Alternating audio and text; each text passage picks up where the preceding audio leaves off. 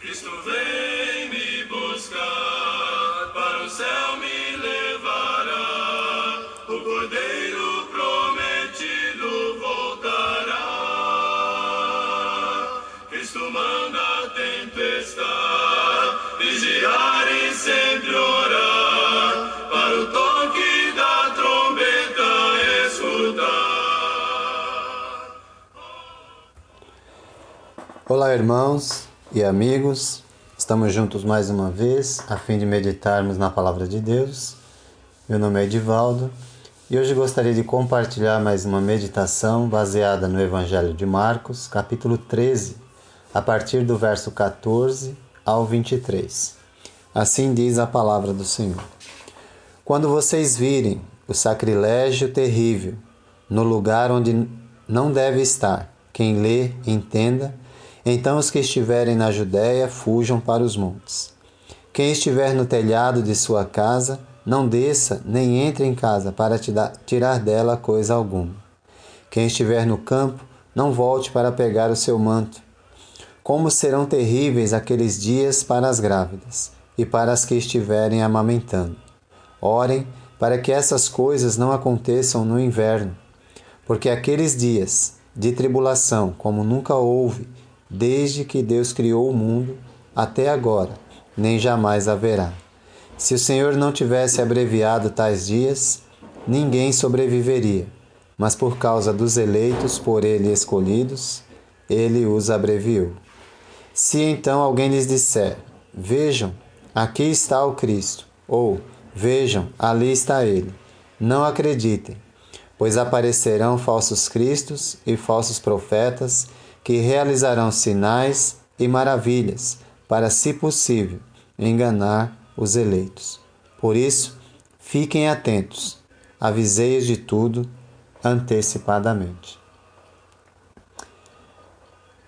Avisei-os de tudo antecipadamente, disse Jesus, depois de anunciar a catástrofe que viria sobre a nação judaica, sobre Jerusalém e o templo. Algo que jamais seria visto novamente, disse ele.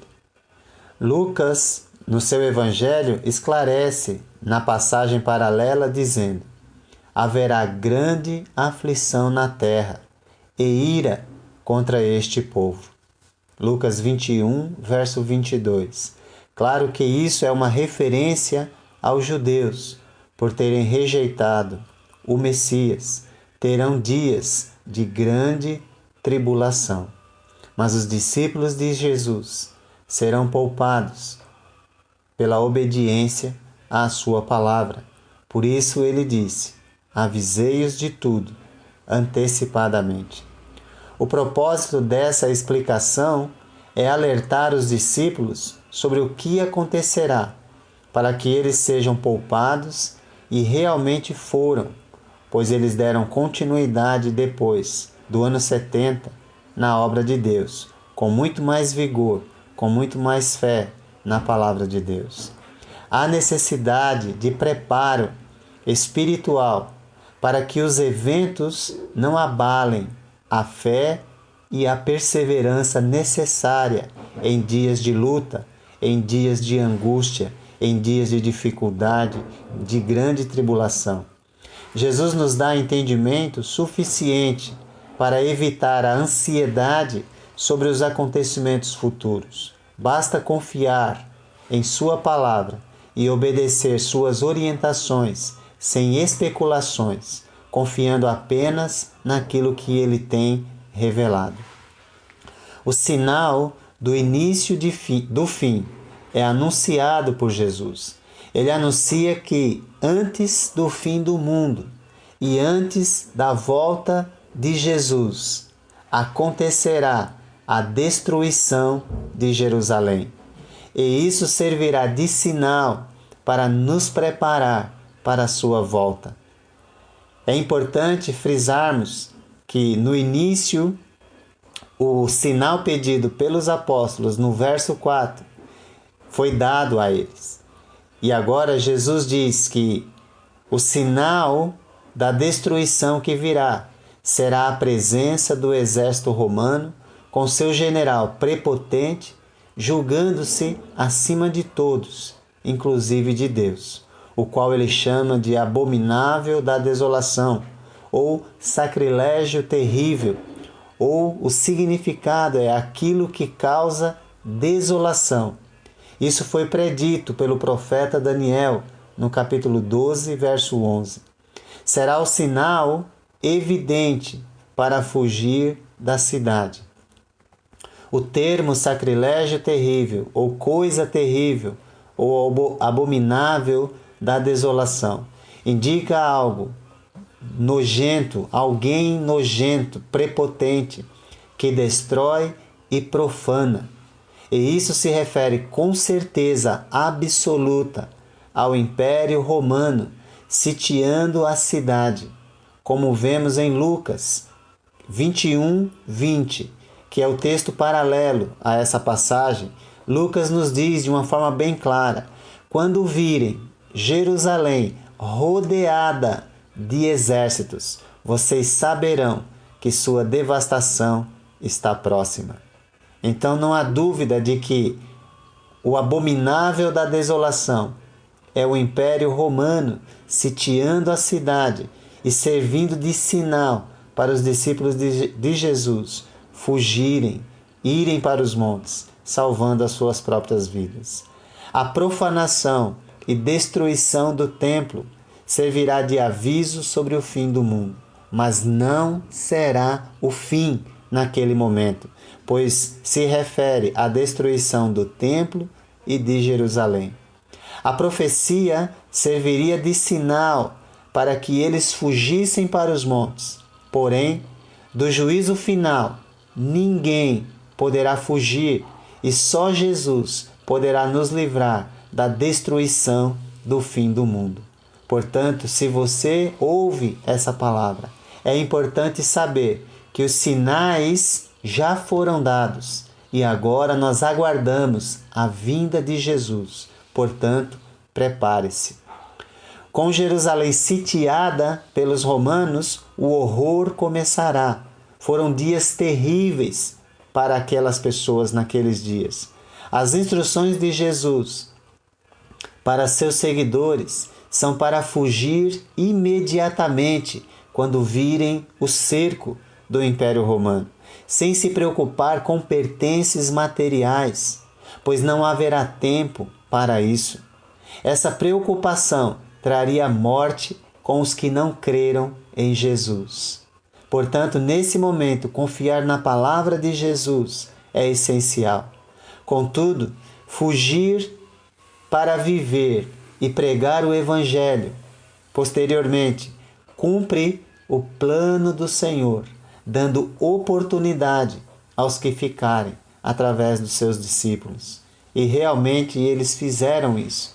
Jesus falou das dificuldades para as grávidas e para as crianças pequenas ainda amamentando. Ele diz também: orem para que essas coisas não aconteçam no inverno.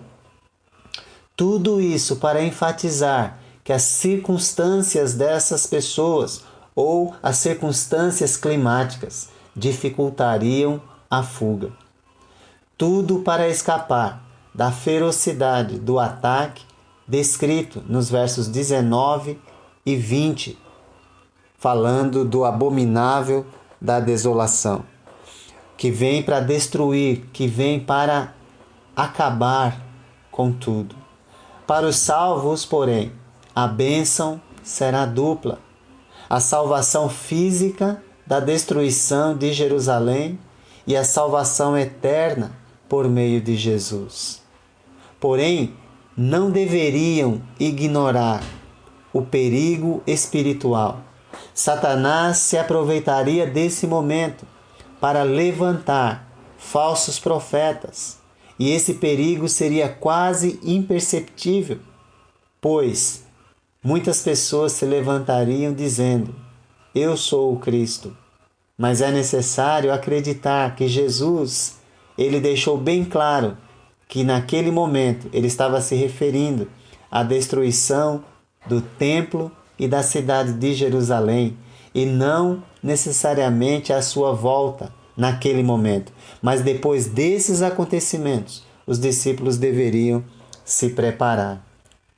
Então é importante a gente ficar atento a isso. Com a chegada externa do exército romano, surgirão falsos cristos e falsos profetas, cada um com sua mensagem enganadora, ameaçando até os eleitos.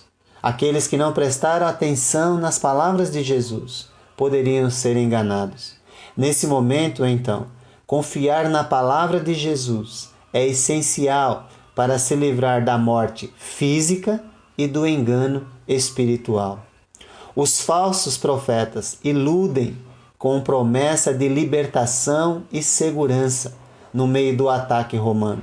E o sucesso em épocas de crise é certo tanto naquela época como em nossa época, pois os falsos profetas surgem com soluções fáceis, querendo tirar tudo aquilo que ainda resta das pessoas.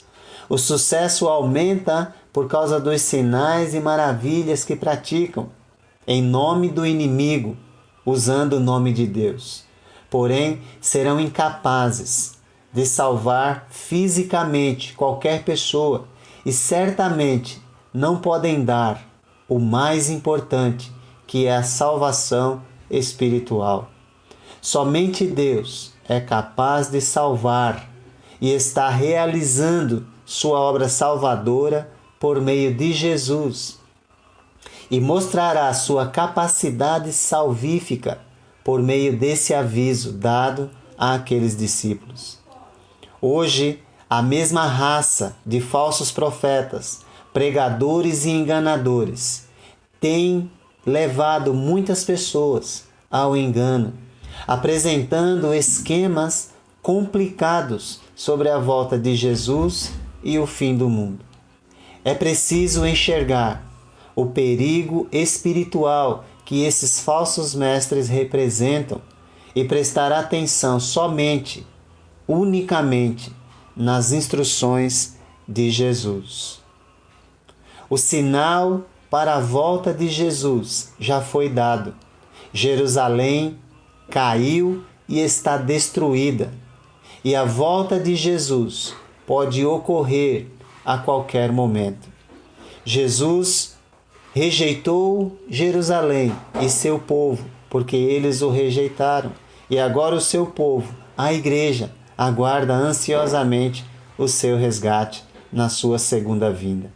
O dia do Senhor virá, diz a palavra, como ladrão. Portanto, é necessário que vivamos de maneira santa e piedosa, esperando o dia de Deus e apressando a sua vinda. Pois o dia da sua volta pode ser a qualquer momento, pode ser hoje. Você está preparado? Que Deus te abençoe.